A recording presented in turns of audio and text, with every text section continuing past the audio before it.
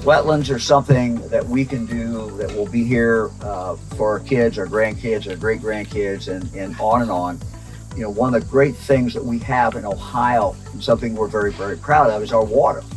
Well, we had the good fortune of having Tom and Susan Miller host us at their beautiful property here in Clark County, right along Rainbow Run, which is a tributary to the Little Miami River.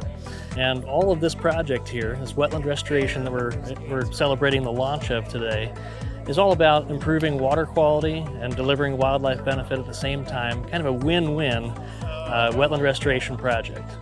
But it didn't happen overnight. To get from Susan's idea to where we are now took the cooperation and hard work of lots of people.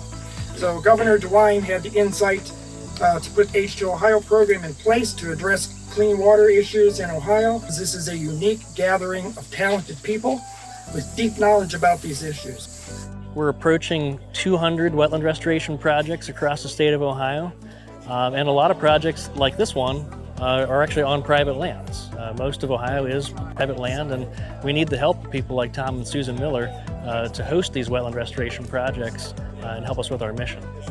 Well, we had an incredible turnout here to do a ribbon cutting ceremony.